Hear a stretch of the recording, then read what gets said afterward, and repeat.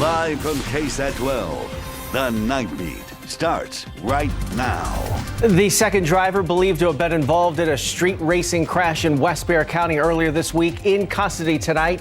How deputies were able to find him. It didn't happen after the flood of '78, and it didn't happen following the last flood event in the town of Comfort. Now a woman continues her crusade to make sure residents aren't caught off guard when flooding strikes again.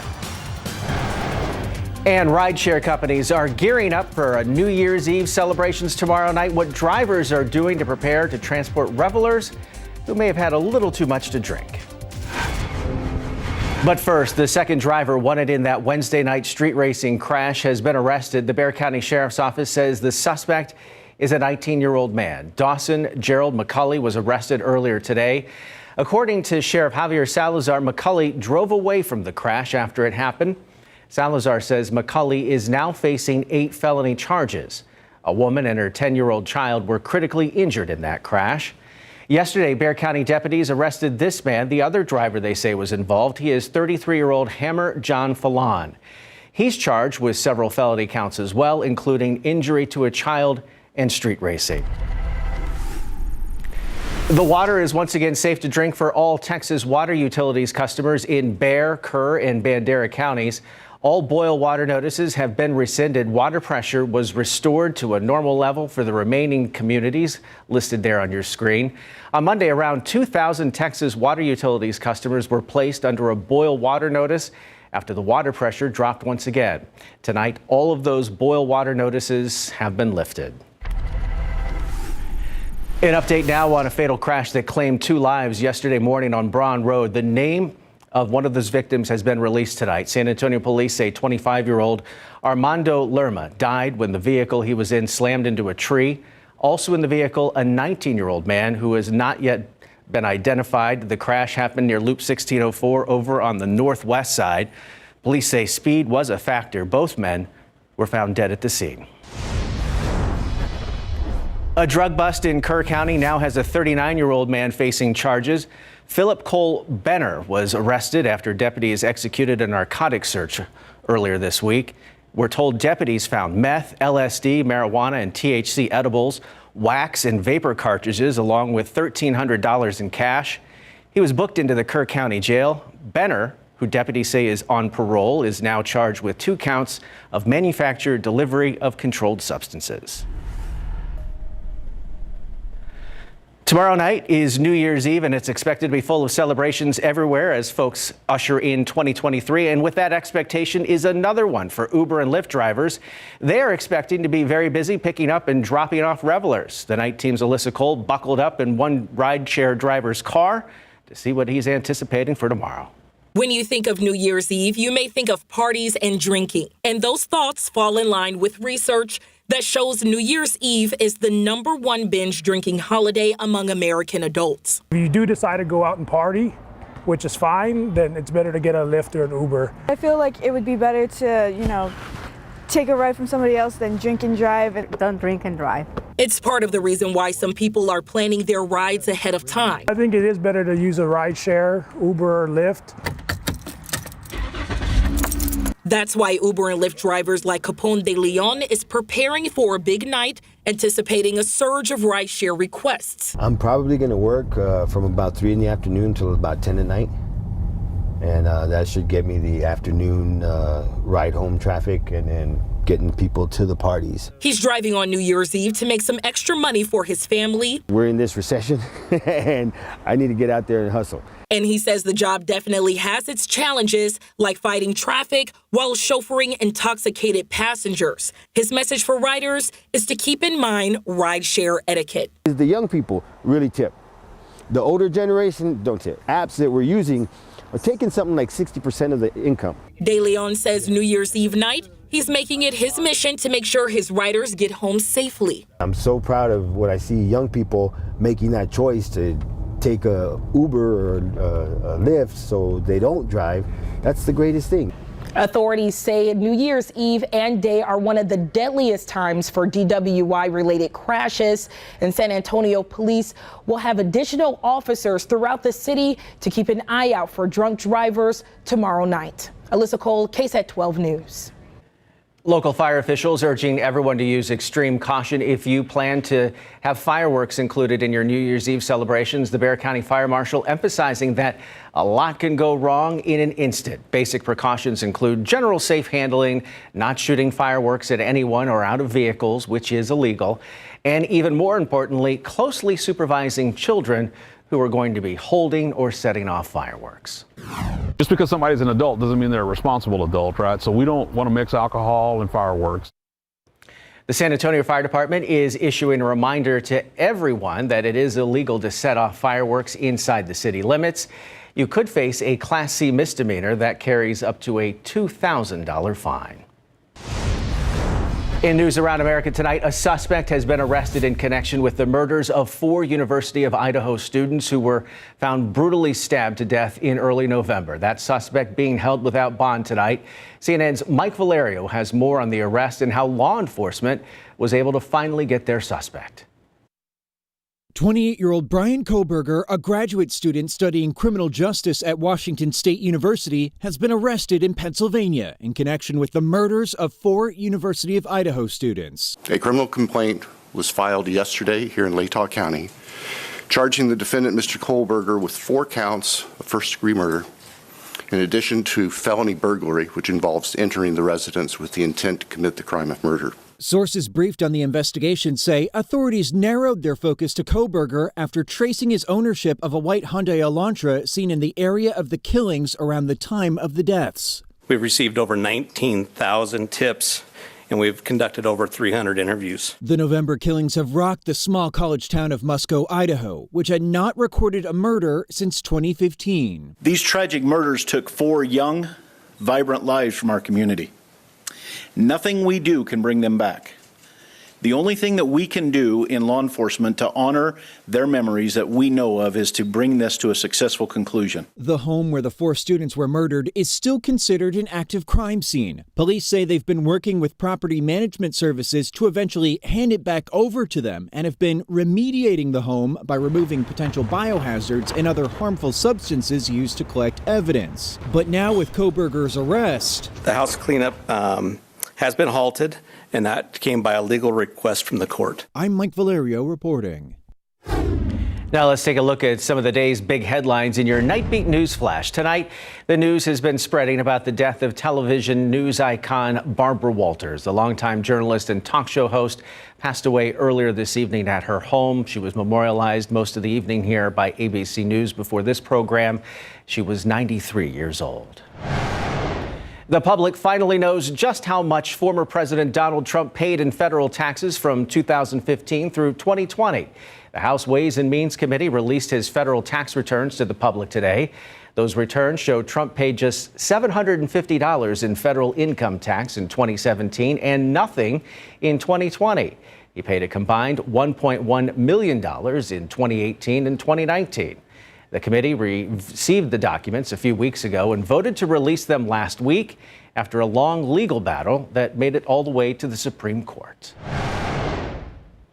And NASA offering its own tribute to Pele, the legendary soccer great who died yesterday at the age of 82. The space agency taking to Twitter saying this image that they posted of a spiral galaxy and the constellation Sculptor is in the colors of the national flag of Brazil, green, yellow, and blue. The post stated, quote, "We mark the passing of the legendary Pele, known to many as the king of the beautiful game," unquote. And that's a look at your Nightbeat News Flash.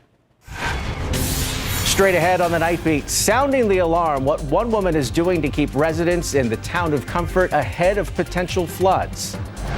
And scientists around the world say we are now one step closer to having another clean energy source, a technological breakthrough that has the science world abuzz.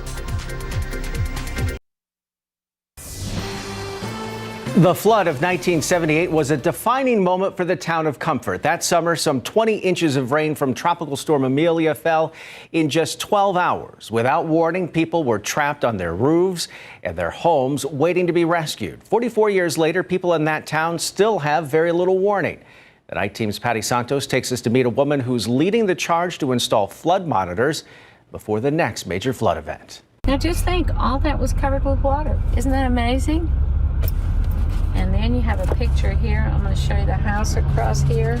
A small project to record the stories of those who survived the 78 flood in comfort evolved into this book. Betty Murphy has sold more than 500 copies. The creek got to the river where we're going to show you in a little bit. There was a dam of water. It couldn't get in. So that water came all across here. And people were shocked. More shocking is it has and will happen again since the town still doesn't have an early flood warning system. The county's been talking about doing it. Nothing has been done. And it's time. Murphy says it's partly because the unincorporated town straddles the Kerr and Kendall County lines. She says her book has grabbed the attention of those county leaders and the U.S. Geological Survey. There's not much time when this creek does come up. It comes up very fast. Fire Chief Danny Morales takes us over to see how hill country creeks converge to form a pathway for flooding problems in Comfort. That's going to be the mouth of Lazy Creek. About 6 miles north of the town, Mike Sauer owns property right along Cypress and Lacey Creek, where the USGS is considering installing a flood sensor system. We can give anybody any kind of warning on the road. Heck yeah. Sauer family would love to do that. For decades here at the Sauer Farm, Mike's grandfather used to use this post here and mark it where the water would reach. Well, now there's going to be a flood meter that's going to send that information to people's phones. The sensor would, activate it and alert us way earlier than, someone just having to go out and essentially just stand there and look at this thing go up and call us on the phone. It could give them a 40-minute head start to begin evacuations in the next big flood. It's just a matter of when it's going to happen, because it is going to happen again. Murphy's book proceeds have raised over $9,000. A second book is in progress. She is determined to get her town a warning system. And so the first thing is sensors. And then we hope to get a special siren.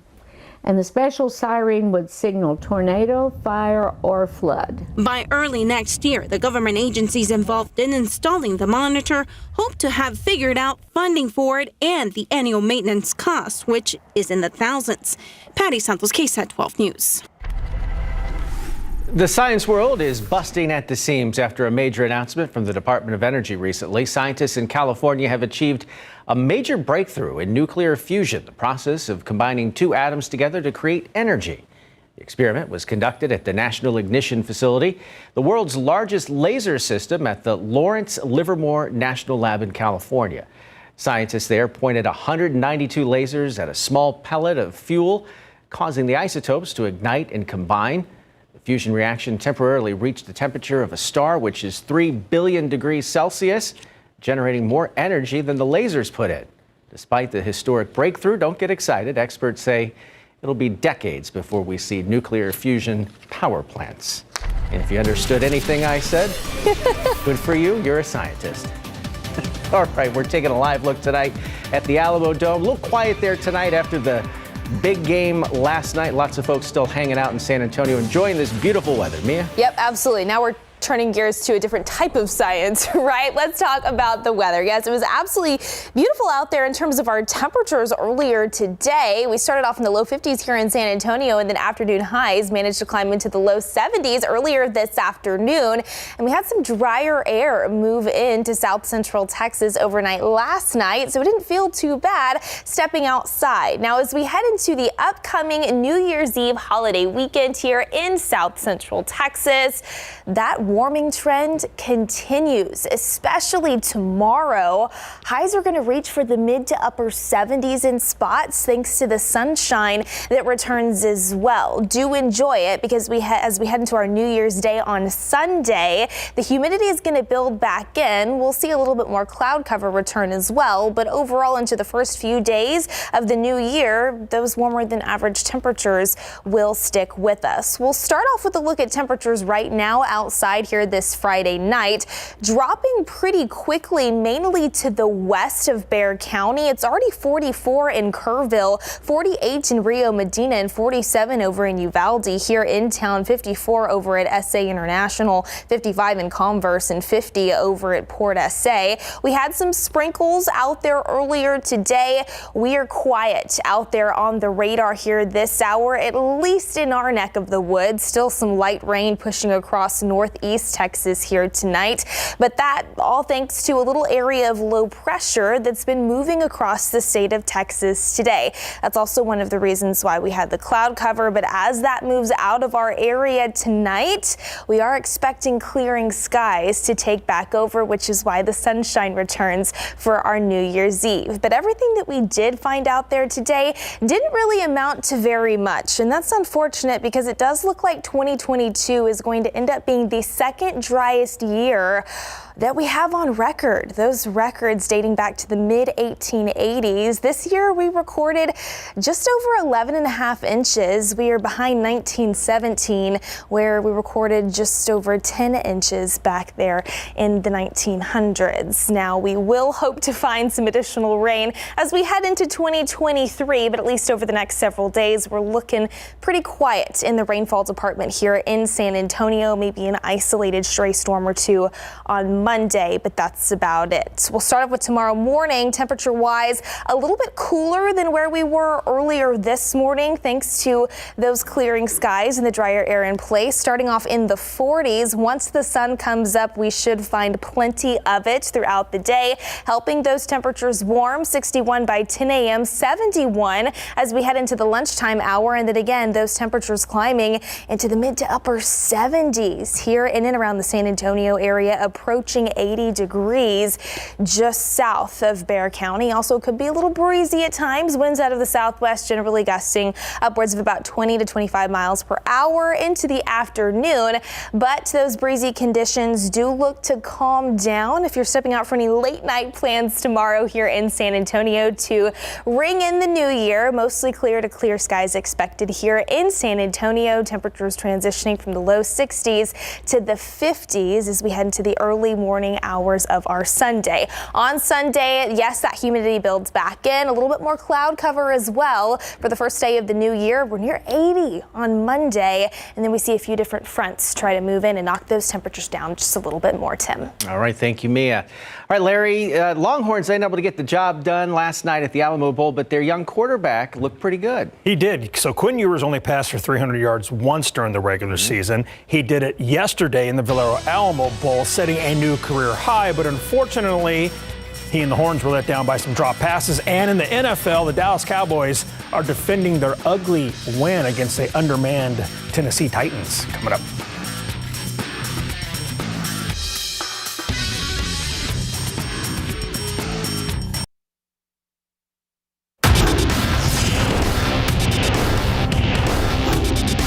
We knew this was going to be a hard stretch when the schedule came out, and that really held true. So I'm happy these guys got a couple days to catch their breath, because this has been a tough fourth quarter so far. After playing 3 games in 12 days, Coach McCarthy has given the Cowboys a few days off to rest and celebrate the new year in big board sports. The Texas Longhorns came up short in their bid to win 9 games this season after Washington beat them last night in the Valero Alamo Bowl 27-20. Horns quarterback Quinn Ewers threw for a career-high 369 yards, completing 31 of 47 passes to go with a touchdown. He could have easily topped 400 yards if not for drop passes. Wideout Xavier Worthy dropped back-to-back passes, including a wide-open shot that should have gone down as a 61-yard score. You know, it's tough, but I didn't lose any confidence in him, and I know he didn't lose any confidence in himself. I mean, stuff like that, it happens every now and then. But, you know, it sucks to see it happen you know, in crucial situations like it was. But then again, I mean, we didn't lose any confidence, and we have a lot to build on, and I'm excited for the future. We got to improve that area of our team, like a lot of areas, but that's going to be one in particular, because that should be a real asset of ours. We should be a dynamic passing football team, and we're close to being one, but we just can't have the missed ops when they present themselves.